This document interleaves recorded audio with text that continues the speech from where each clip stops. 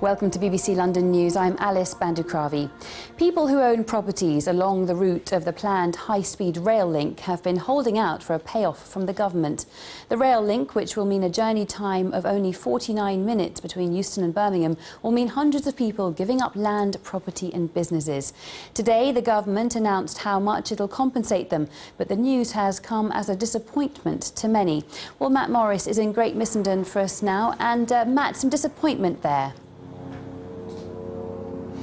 Yes, well, lots of people in this part of the world are frustrated with the plans for HS2. You should be able to see just behind me, if you can make it out over the noise of the helicopter, the white pub building. That's going to be demolished. And then moving out towards the left, you've got some large old oak trees with the railway line cutting into those woods you can see in the distance. The boundary of the whole thing coming just behind that green hedge you should be able to see.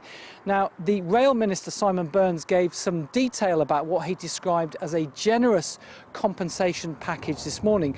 Some more details. We know that 528 properties will be demolished for the railway line. Now, that number, plus about another 500, will be coming in an area very close to the railway line. So if you have a property 60 metres either side of the railway line, you'll be entitled to compensation. The government, in effect, promising to buy your property at full market value plus 10% as an additional compensation.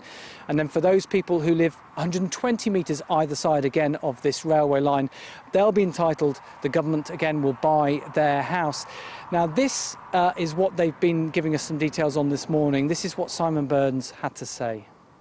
We have to take the tough decisions that are in the national interest to improve our infrastructure and ensure that we remain competitive with other countries in Europe who have got high-speed trains, so that we can ensure that we can get our goods and products to market and that passengers can travel more comfortably and at a quicker rate.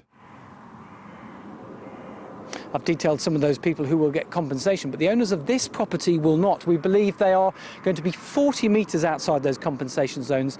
Agnes Fletcher is the householder. Agnes, what's your reaction to what we've been told this morning? Well, I'm shocked and incredibly disappointed. This isn't generous. There's no doubt that we are already affected. We're unable to sell our house.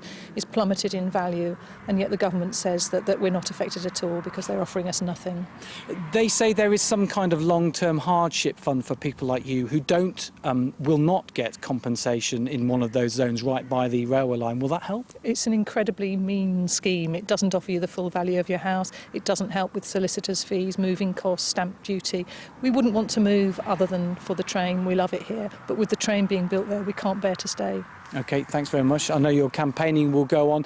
There's a consultation now that started from today, a public consultation on these compensation plans running for the next 3 months. Matt Morris, thanks very much.